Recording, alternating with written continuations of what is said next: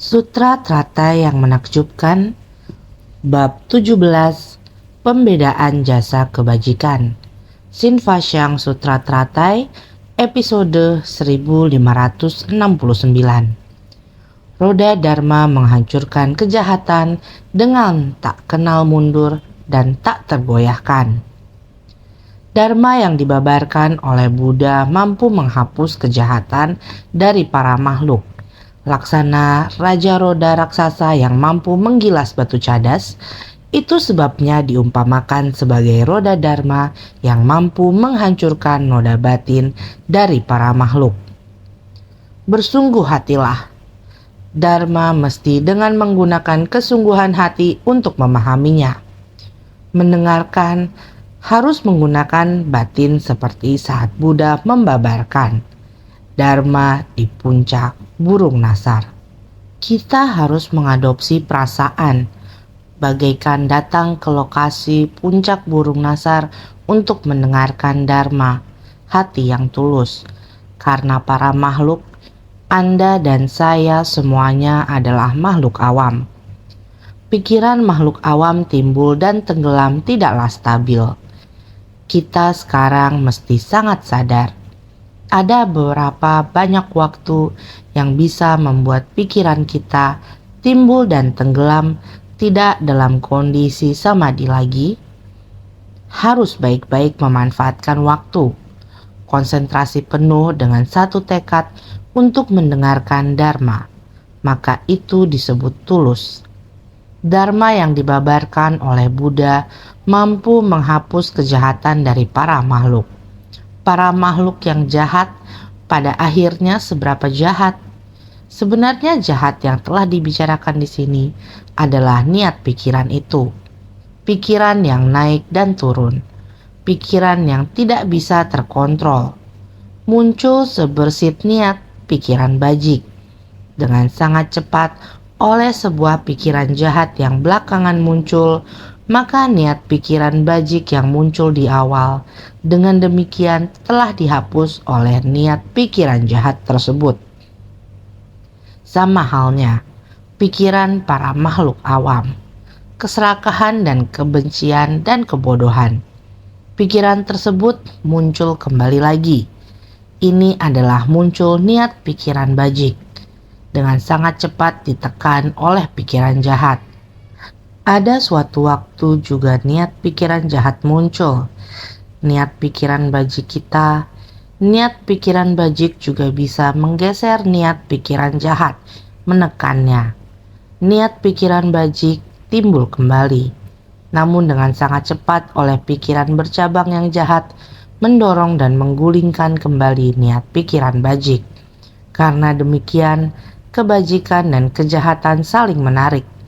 Sampai kapan mereka akan saling menarik? Kejahatan berkurang dan kebajikan tetap bertahan. Ini tergantung pada kita. Apakah ada Dharma di dalam batin kita? Kita harus menyerap banyak Dharma bajik dan lebih banyak mendengarkan Buddha Dharma serta menerapkannya.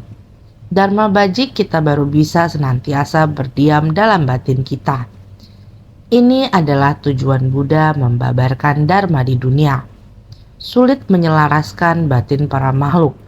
Karena sulit menyelaraskannya, maka Buddha harus bertahan tanpa kenal lelah dari kehidupan ke kehidupan.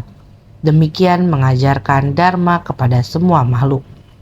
Oleh karena itu, meskipun Buddha meninggalkan kita dalam waktu yang begitu lama, maka karena itulah kita harus lebih bertekad untuk melakukannya. Menyerap Dharma dengan baik-baik. Setelah sesuai dengan akar kapasitas kita, kita harus segera menerimanya. Bukan hanya akar kapasitas kita adalah pada saat ini. Kita juga harus benar-benar menggenggam saat ini. Waktu berlalu dengan sangat cepat. Setiap detik terus berlalu. Ingin waktu memutar kembali, tidak bisa. Oleh karena itu, kita jangan berpikir bahwa hari ini kita tidak mendengar Dharma dan tidak menyerap Dharma. Kita bisa melakukannya di hari esok. Kita jangan melakukan ini. Ini sama halnya untuk kita sekarang. kita tahu bahwa Buddha Dharma adalah baik. Jika kita ingin meminta kembali ke era Buddha di masa lampau, ini adalah tidak mungkin. Makanya, kita harus menghargai waktu kita, menggenggam saat ini, dan segera menerima dan menerapkan Dharma. Jika tidak, kita selamanya adalah sebutir yang tidak bisa digilas pecah, pikiran jahat para makhluk yang sangat keras kepala. Jika akar kejahatan ini ada, tidak peduli kapan pikiran kebaikan muncul, dengan sangat cepat pikiran kejahatan akan segera timbul dan akan melenyapkan pikiran kebaikan kita. Oleh karena itu, kita harus rajin, tekun, dan giat bersemangat. Kita tidak boleh bermalas-malasan sedikit pun. Jadi kita harus senantiasa dan secepatnya bersungguh hati. Seperti halnya kekuatan Buddha Dharma sangatlah besar. Asalkan kita bersedia menerimanya. Menerima Buddha Dharma dengan baik ke dalam batin kita. Baik-baik menerimanya. Maka Buddha Dharma, laksana Raja Roda Raksasa yang mampu menggilas batu cadas, ini seperti mesin bulldozer sangat besar, karena Buddha Dharma, Dharma yang diajarkan Sang Buddha, ia dapat menghancurkan banyak pemikiran menyimpang dan jahat, asalkan kita bersedia dengan sepenuh hati menerimanya. Para makhluk sangat keras kepala. Pemikiran yang menyimpang dan jahat tersebut, pikiran menyimpang dan jahat, walaupun seberapa keras kepalanya mereka, ibarat seperti batu cadas. Meskipun begitu keras dan begitu kokoh, asalkan ada mesin bulldozer dengan roda mesin yang besar untuk mendorong dan menjatuhkannya, untuk mendorong dan menggilasnya, tidak peduli seberapa tinggi atau kerasnya batu tersebut akan didorong, digiling hancur. Hal ini akan terjadi jika kita menerima ajaran Buddha. Ini diumpamakan seperti roda raksasa ini. Roda raksasa ini seperti sebuah truk besar, sangat besar, seperti yang dibahas sekarang mesin penggali gunung, bulldozer, ekskavator. Sama-sama mesin yang bentuknya besar. Lihatlah sekarang ini, gua gunung sedang dirusak. Gunung juga sedang dihancurkan. Bukankah sekarang orang menggunakan mesin dengan roda sangat besar untuk mengobor lubang di gua gunung? Batu yang sangat besar, batu cadas, mereka juga memiliki cara untuk mengobornya. Dari dalam gunung mereka terus menggalinya, menghancurkan gunung dari dalam. Mereka menghancurkan tubuh gunung yang begitu kokoh itu, merusaknya seperti ini, supaya orang-orang di tempat tersebut bisa melewatinya. Apakah ini baik atau buruk? Di waktu yang singkat di alam manusia, bahkan jika memberi Anda waktu yang lebih panjang, ratusan tahun, ribuan tahun, suatu saat akan rusak. Segala sesuatu yang ada di dunia memiliki masa kerusakannya. Sebuah gunung yang besar ini, di tengahnya digali lubang. Di tubuh gunung ini juga bisa menua. Demikian pula puluhan tahun, ratusan tahun kemudian, ia juga akan mengalami kemerosotan atau kerusakan. Bisakah kekuatan manusia mampu menaklukkan alam? Untuk periode jangka pendek, segala sesuatu akan berjalan lancar. Jika dikatakan bahwa kekuatan begitu besar yang menghancurkan bumi, hanya kekuatan besar lain yang bisa melindunginya. Jadi, kekuatan besar ini ada di dalam batin atau hati manusia. Bagaimanapun, kekuatan untuk menghancurkan benda-benda itu juga dari batin atau hati manusia. Merancang begitu banyak mesin yang kuat juga berasal dari batin manusia, yang dipadukan digabungkan untuk menghancurkannya. Berganti sudut pandang baik dan jahat. Yang jahat seperti ini merusaknya. Bagaimana dengan yang baik? Juga harus rukun. Bagaimana untuk memurnikan? Bagaimana agar bisa menerima dan menjaga atau melindungi? Karena sudah merusaknya, bagaimana cara merawatnya? Bumi dunia bisa dilindungi, maka akan bisa menggunakannya lebih lama dan tidak akan secepat itu rusak. di antara langit dan bumi. Dengan demikian, benda materi besar seperti ini semuanya musnah dan lenyap. Mesti membutuhkan orang untuk melindunginya, barulah tidak mempercepat waktunya. Seperti ini untuk terus melenyapkannya. Kita masih harus melanjutkan umur hidupnya bumi dengan baik. Oleh karena itu dikatakan bahwa dharma adalah dari niat pikiran jahat semacam ini bisa mengubahnya melalui kebaikan. Tidak sulit mengubah pikiran manusia. Lihat berapa banyak orang yang telah bergabung dengan kita, bodhisatwa dunia ini. Bukan hanya di masa lalunya dalam masyarakat menggunakan kesalahan yang pernah dirinya sendiri lakukan dalam kehidupannya. Penderitaan pernah menderita. Pengalaman karena pernah merasakan penderitaan. Bisa berbalik atau sadar dan memberitahu semua orang. Saya adalah seperti ini. Pernah melalui saat ketika tidak menjaga kesehatan. Rokok, alkohol, pinang, dan perjudian, ataupun tidak menjaga tubuh sendiri. Diri sendiri dengan mudahnya menghancurkan tubuh sendiri dan lain-lain. Sebab dan akibat atau jalinan jodoh membuat saya membalikan kehidupan saya. Saya berputar kembali. Bisa membantu pencapaian satu orang lagi yang memiliki sangat banyak pengalaman. Bisa mengetahui bagaimana untuk melindungi diri sendiri. Sharing atau berbagi dengan semua orang. Saya pernah mengalami penderitaan. Ingin agar mencegah semua orang tidak mengalami penderitaan, maka akan bisa mendapatkan sukacita. Ini disebut welas asih. Kita pernah melaluinya dan tahu asal mula datangnya penderitaan. Ingin mencegah orang-orang mengalami penderitaan, maka saya menggunakan prinsip dan pengalaman yang saya ketahui dan memberitahu Anda untuk menjaga kebahagiaan Anda, ataupun berada di tengah penderitaan, mencabut penderitaanmu, membuat batinmu bisa melepas, membuat kamu bisa lebih damai leluasa. Sebersih niat pikiran itu, damai leluasa, melewati kehidupan yang aman dan tentram. Ini semuanya perlu menggunakan dharma. Ada orang menggunakan kebijaksanaan untuk menghayatinya. Ada orang karena jalinan jodoh, menghayatinya lewat pengalaman sendiri. Bisa memberitahu kepada semua orang, ini karena mendengarkan Dharma Buddha. Membuka kebijaksanaan karena mendengarkan Dharma Buddha. Diri sendiri tersadarkan, mengubah diri sendiri dengan pengalaman berbagi kepada orang lain. Ini adalah perlu lihat jalinan jodoh. Jalinan jodoh yang baik adalah demikian lebih mudah bertemu Buddha Dharma. Jalinan jodoh yang tidak baik, kemungkinan seumur hidup jauh dari Buddha Dharma.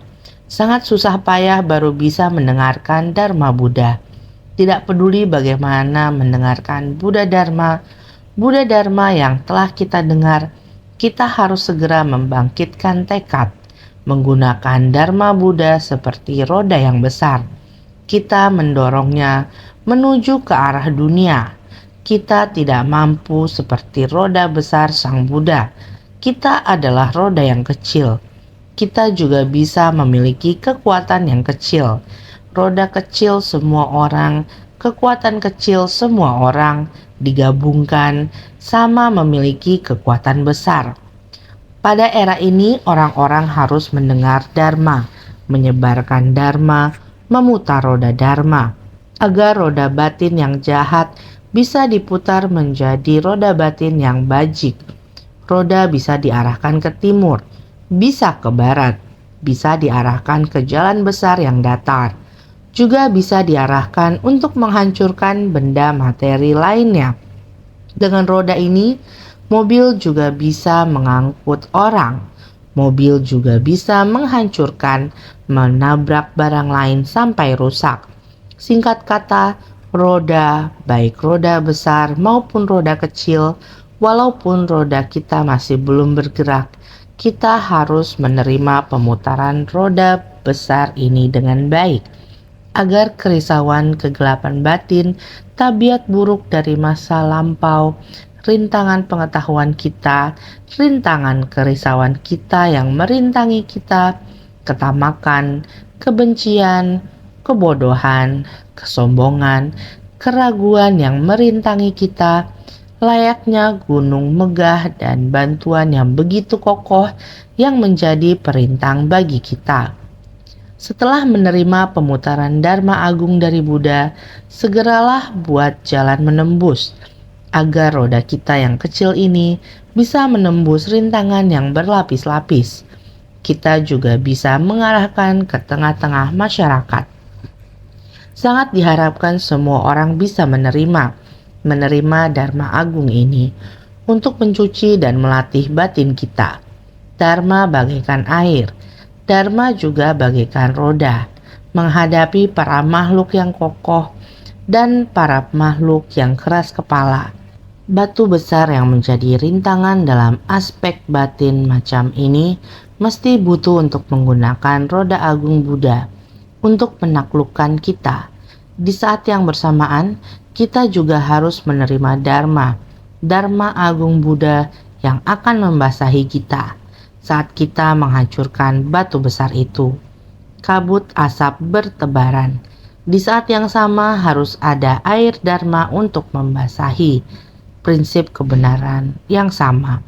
Dharma Buddha dapat membersihkan batin kita, menghancurkan rintangan kondisi batin yang keras kepala, sehingga kita mesti harus sungguh-sungguh menerima pengajaran dan bimbingan dari Dharma Buddha. Jadi perumpamaan sebagai roda Dharma yang mampu menghancurkan noda batin dari para makhluk, kita para makhluk. Kerisauan besar adalah hambatan besar. Itu adalah seperti bacut cadas. Kita harus menggunakan roda raksasa untuk mendorong, merobohkan, dan menghancurkannya. Kita harus sangat bersungguh hati untuk menerima pengajaran dari ajaran Buddha. Jadi, Dharma yang dibabarkan oleh Buddha ketika berdiam di dunia ini tidak berhenti pada satu orang saja. Juga tiada satu tempat pun yang dapat merintangi oleh ajaran Buddha. Dharma terus digulirkan dari orang ke orang tanpa satu benda pun yang mampu menghambatnya. Bagaikan roda kereta, itu sebabnya diumpamakan sebagai roda Dharma yang berputar selamanya. Sang Buddha sedang membabarkan Dharma, tidak bisa menunggu kalian. Berapa panjang waktu yang dia miliki, maka dia akan tanpa henti membabarkan Dharma sebanyak itu. Jadi tidak berhenti terhadap siapapun juga. Bahkan sebelum Sang Buddha akan memasuki kemoksaan dalam waktu paling pendek saat akan parinirvana itu, orang tua atau Subhadra berusia 120 tahun datang memohon Dharma. Sang Buddha masih tetap sama, tidak membiarkannya melewatkan murid terakhir yang memohon Dharma. Oleh karena itu Sang Buddha datang ke dunia adalah tidak berhenti pada satu orang saja, yaitu menggenggam waktu. Karena roda sudah bergerak, maka tidak boleh berhenti. Masih tidak berhenti, harus terus maju. Jadi juga tiada satu tempat pun yang dapat merintangi oleh ajaran Buddha. Masalah duniawi di dunia tidak ada hambatan bagi Buddha. Tempat manapun di dunia, Buddha Dharma ada di mana-mana. Asalkan ada jalinan jodoh ini, juga tiada satu tempat pun yang dapat merintangi oleh ajaran Buddha, yaitu jalinan jodoh.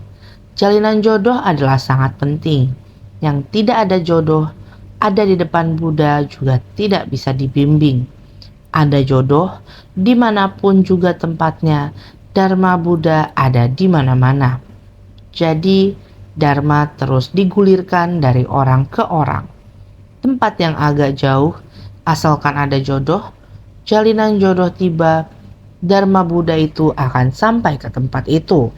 Benih Buddha Dharma digulirkan ke orang-orang, dengan demikian akan diwariskan ke sana. Oleh karena itu, tanpa satu benda pun yang mampu menghambatnya, Buddha Dharma dapat menembus sinar dan cahaya. Kita tidak dapat menandangnya meskipun kita ingin, selama adanya jalinan jodoh. Oleh karena itu, bagikan roda kereta seperti seperti sebuah motor penggerak.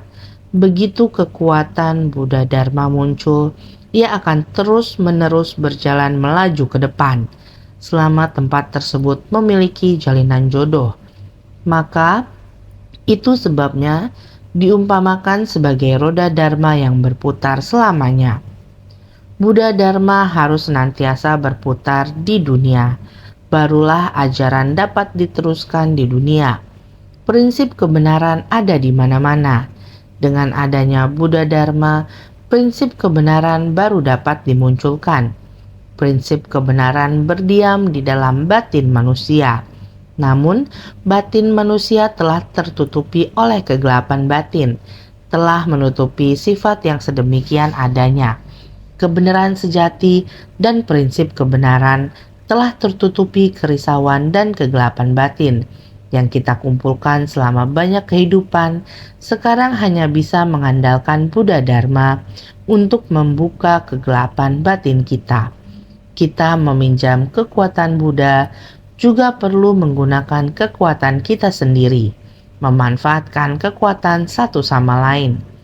Adanya kekuatan dari Buddha Dharma, barulah kita perlu menggunakan ketekunan hati untuk menerimanya. Janganlah membiarkan waktu berlalu begitu saja. Mendengar Dharma sangatlah penting, tetapi kita harus bersungguh hati terhadap segala hal apapun, orang, masalah, dan benda. Kita harus memotivasi diri kita sendiri, bukan hanya mendengar Dharma saja, tidak bersungguh hati dalam keseharian kita. Jika demikian, ini disebut sebagai kemalasan. Ini yang paling menyakitkan hati manusia, paling menyakiti hati orang yang ingin memberi pengajaran. Jika murid Buddha yang malas, yang paling tersakiti adalah hati Buddha. Para hadirin semuanya, kita tidak boleh bermalas-malasan. Mendengar Dharma berarti merealisasikan atau mempraktekkan dalam kehidupan sehari-hari. Hanya dengan cara inilah ajarannya akan benar-benar berguna bagi kita, berguna bagi kehidupan manusia, barulah benar-benar berguna bagi Dharma Buddha.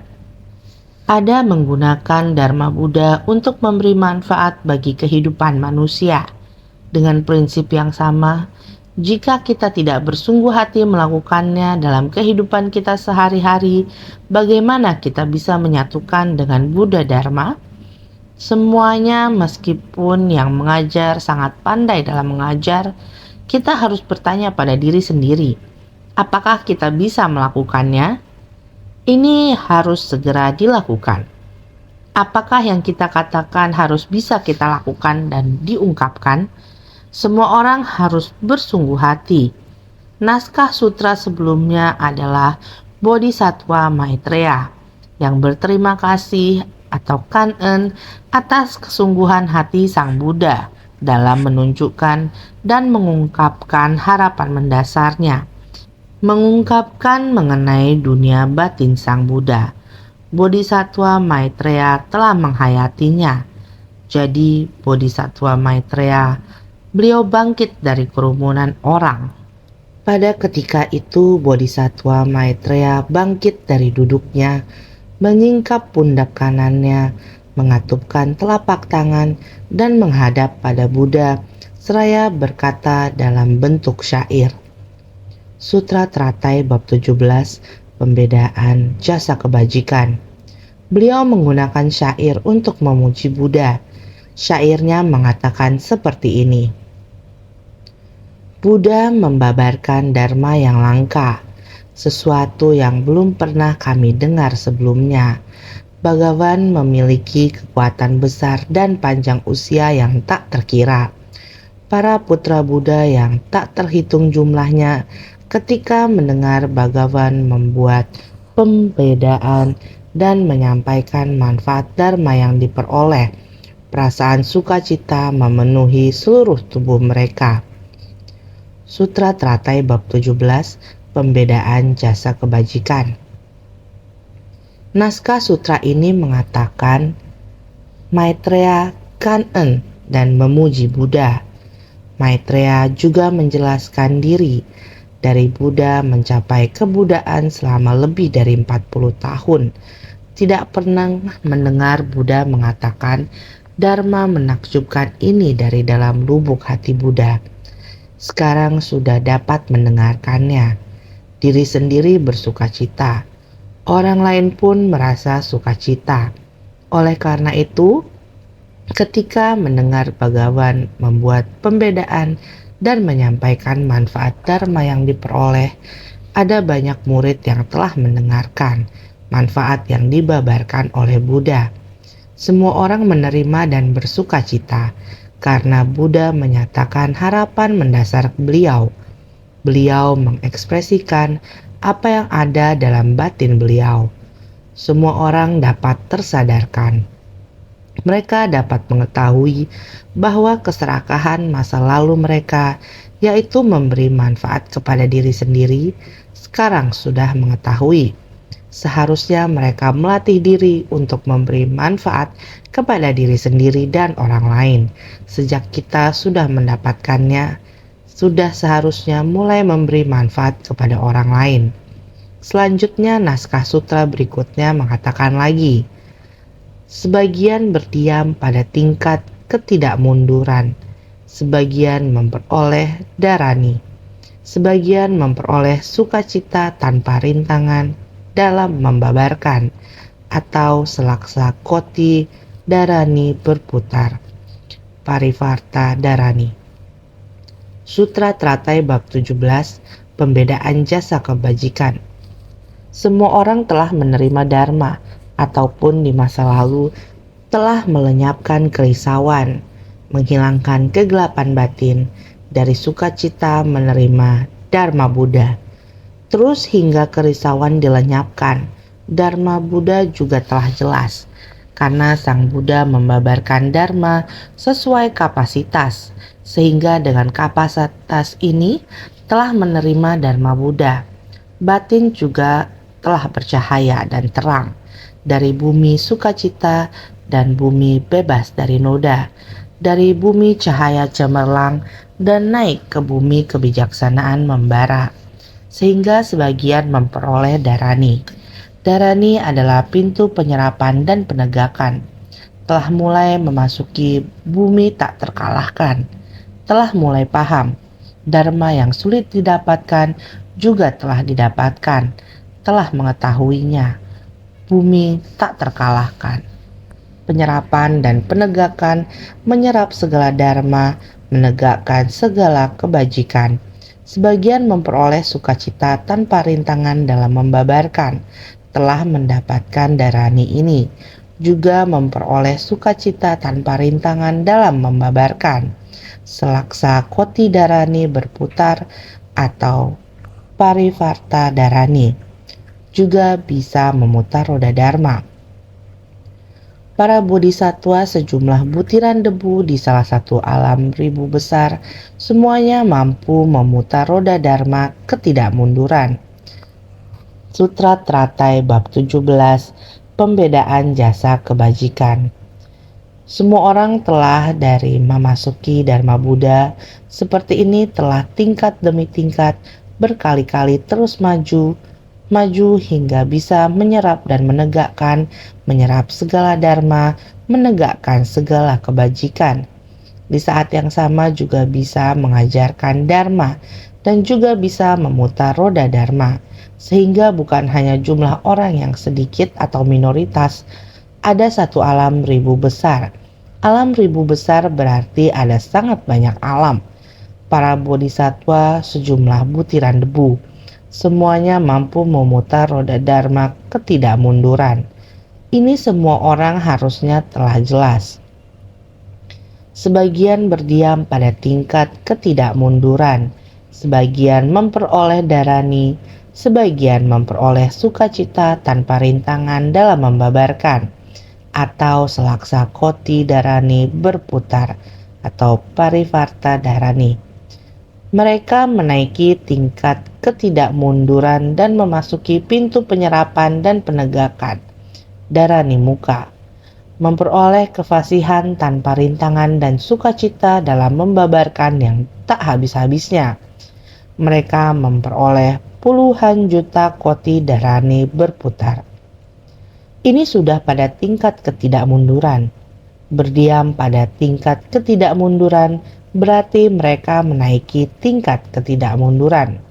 Mereka telah memasuki pintu Buddha dan naik ke semua tingkat, dimulai dari tingkat pertama, kedua, ketiga, keempat, kelima, keenam, ketujuh, hingga kedelapan. Mereka terus naik. Jadi sekarang mereka berdiam dalam kondisi tidak mundur dan telah memasuki pintu penyerapan dan penegakan. Mereka mencapai darani atau bahkan kefasihan tanpa hambatan, sukacita dalam membabarkan yang tak habis-habisnya. Mereka mencapai kefasihan tanpa hambatan dan tanpa henti mengajar dengan gembira. Mereka tidak hanya memahami Buddha Dharma, tetapi juga mengajar tanpa hambatan. Seperti ini, mereka sambil di satu sisi mengajarkan dan di sisi lain menerima Buddha Dharma. Semakin mereka mengajarkannya, semakin dalam Buddha Dharma memasuki ingatan mereka. Ingatan semakin dalam, Dharma Buddha tiada hentinya terus bertumbuh di dalam ingatan. Ini adalah sukacita dalam membabarkan yang tak habis-habisnya. Oleh karena itu mereka memperoleh puluhan juta koti darani berputar. Memperoleh puluhan juta koti darani berputar. Semakin banyak memutarnya semakin lancar. Tidak peduli seberapa jauh memutarnya, tidak peduli memutar berapa banyak putaran, itu akan terus berputar.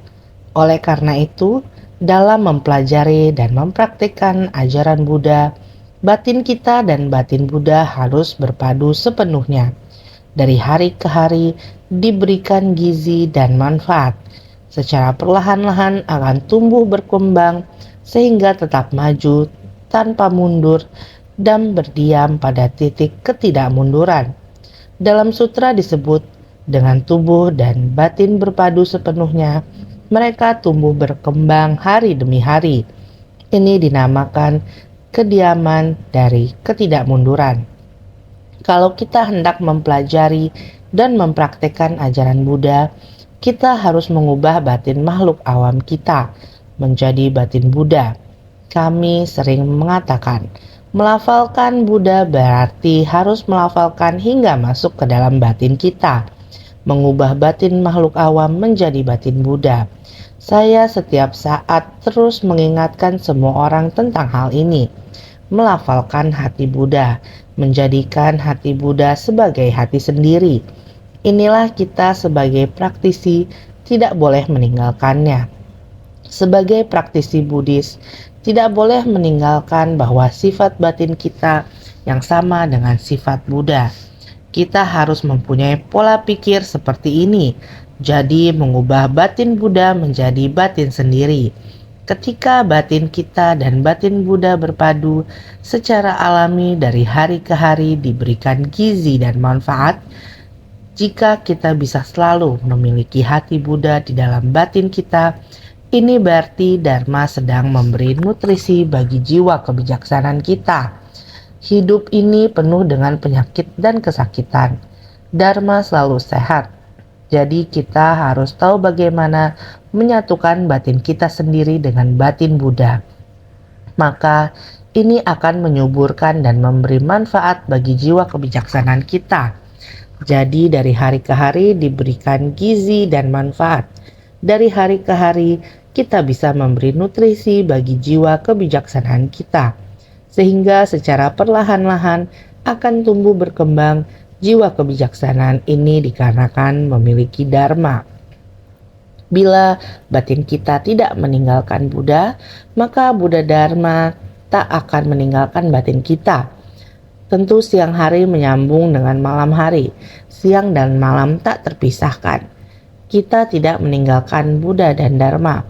Seperti demikian sedang menutrisi jiwa kebijaksanaan kita, perlahan bertumbuh kembang.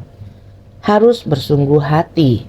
Bila kita dapat bersikap demikian, kita jadi berdiam pada tingkat ketidakmunduran. Ini dimaksudkan agar tekun dalam Buddha Dharma. Waktu mudah sekali berlalu. Waktu berlalu, orang pun menjadi tua. Namun kita mendaki ke tingkatan bodhisattva. Berdiam selamanya tidak mundur. Jiwa kebijaksanaan tidak lenyap. Ini harus sangat bersungguh hati untuk menghayatinya. Sehingga dalam sutra disebutkan demikian.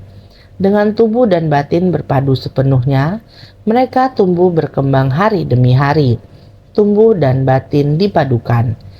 Batin diri kita dipadukan dengan batin Buddha. Dengan sendirinya jiwa kebijaksanaan kita berkembang.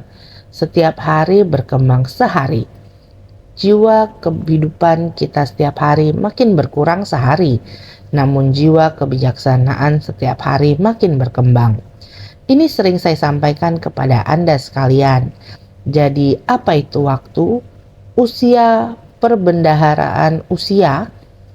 Waktu membiarkan hidup kita berlalu begitu saja. Menambahkan manfaat, menggunakan manfaat, dan pengalaman memperoleh manfaat tersebut. Kelak akan kita pergunakan apa yang telah berlalu, kita letakkan di perbendaharaan usia. Pada hidup yang mendatang, kita mempergunakan pengalaman di masa lalu, menggenggam kesempatan dengan baik, sehingga para bodhisattva sejumlah butiran debu di satu alam ribu besar, semua memiliki memutar roda dharma ketidakmunduran. Sebagaimana sebelumnya disebutkan dalam Sutra Teratai bab perumpamaan tanaman obat. Mereka yang berdiam dalam kekuatan gaib memutar roda tak pernah mundur. Para bodhisattva ini yang sudah disebutkan di naskah sebelumnya, yang sudah kita bahas dalam bab perumpamaan tanaman obat, bunga kecil dan rumput kecil ini, pohon besar dan kecil ini, semuanya mendapatkan nutrisi dari air hujan dan embun. Mereka telah menerima manfaatnya, sudah mendapatkan manfaat. Dalam bab perumpamaan tanaman obat, telah berdiam dalam kekuatan gaib dan memudar roda tak pernah mundur. Di dalam waktu itu, memperumpamakan kita sudah menerima dharma, seperti bunga dan rumput yang sudah menerima nutrisi dari embun, pohon kecil pun dapat menjadi pohon besar. Pohon besar juga dapat bergulir lagi, memiliki benih kecil yang dikembangkan, dibina lagi, menjadi pohon kecil. Adalah demikian terus-menerus silih berganti dan memberi nutrisi. Oleh karena itu, dalam bab pembedaan jasa kebajikan ini, terutama di dalam bab pembedaan jasa kebajikan, juga mengatakan demikian.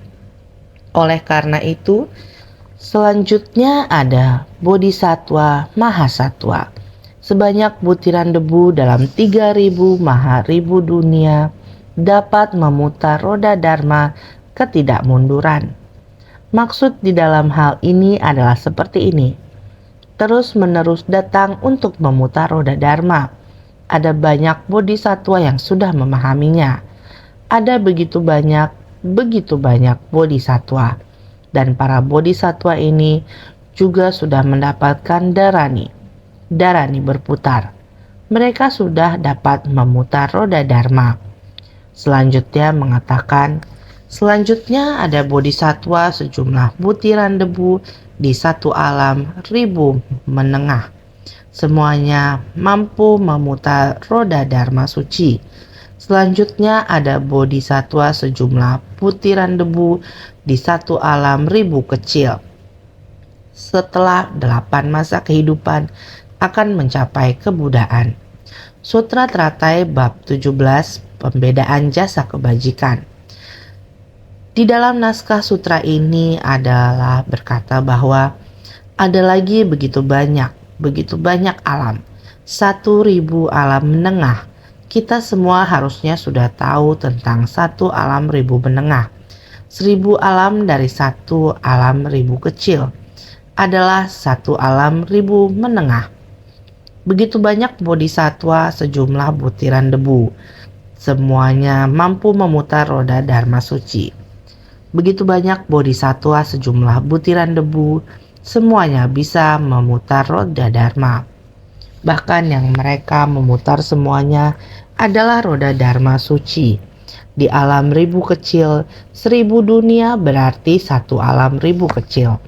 Bodhisatwa yang demikian, sejumlah butiran debu, masih saja bisa untuk setelah 8 masa kehidupan, yakni masih harus melalui periode-periode di masa mendatang. Setelah 8 masa kehidupan juga bisa mencapai jalan kebudaan.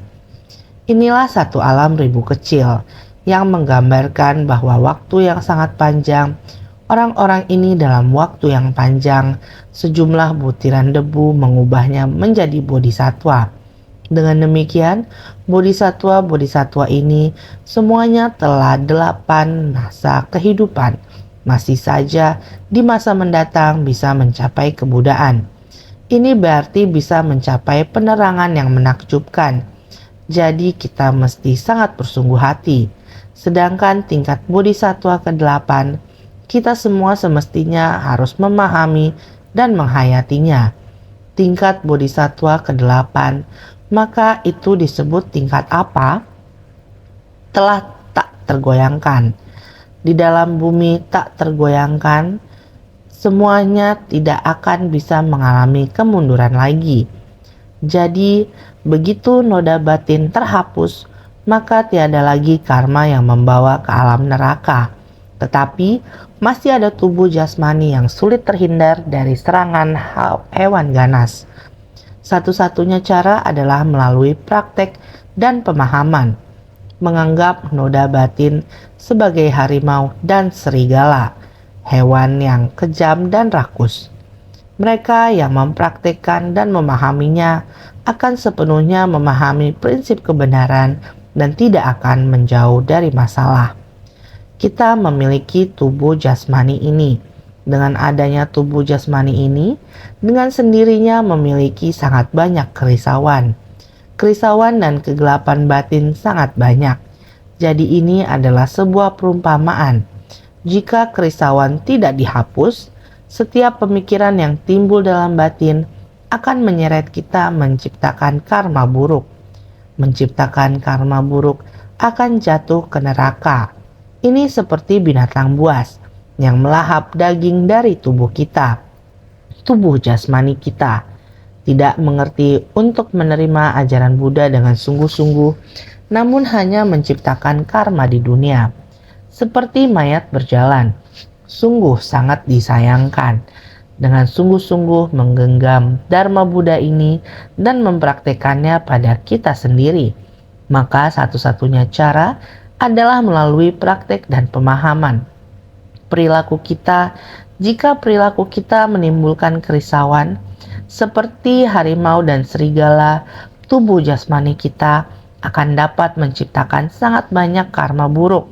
Ini tentu akan menyebabkan kita jatuh ke neraka.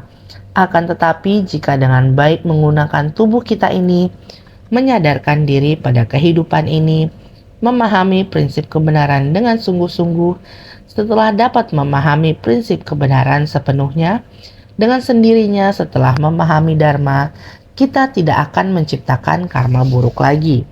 Kita dapat menghapus sangat banyak sekali kerisauan dan kegelapan batin, memusnahkan banyak sekali praktek jahat dan melangkah di jalan yang bajik. Maka tentu tidak akan pergi ke neraka. Prinsip kebenaran ini adalah sebuah kepastian. Maka di dalam bumi tak tergoyahkan adalah tingkat bodhisatwa ke-8, adalah prinsip kebenaran yang sejati, kekal, tenang, dan damai. Segala kegelapan batin dan noda batin tak mampu menggoyahkannya. Dalam sutra disebutkan satu batin dari tatata dinamakan tingkat tak tergoyangkan. Kita tidak akan terpengaruh oleh balasan karma buruk yang merisaukan batin kita. Tubuh tidak akan melakukan hal yang merugikan para makhluk. Yang dilakukan hanya memberi manfaat bagi para makhluk. Batin tenang, dinamakan bumi tak tergoyahkan. Dan prinsip kebenaran yang sejati juga kekal, tenang dan damai. Batin yang tenang, murni dan jernih, sangat hening. Segala kegelapan batin dan noda batin tak mampu menggoyahkannya. Sangat banyak kegelapan batin tidak akan mendekati lagi. Dalam sutra juga demikian disampaikan. Satu batin dari tathata dinamakan tingkat tak tergoyangkan. Sehingga kita harus baik-baik kembali pada sifat hakiki tathata kita. Kembali pada sikap kebenaran. Menyatu dengan alam semesta dan prinsip kebenaran dan tata kita bersatu, maka setiap orang adalah bodhisattva, maka batin kita berdiam pada bumi tak tergoyahkan, maka kita tidak akan mundur lagi, sehingga saudara sekalian mempelajari ajaran Buddha, batin manusia awam dan batin Buddha harus menyatu. Jiwa kebijaksanaan baru bisa berkembang, sehingga setiap orang senantiasa lebih bersungguh hati.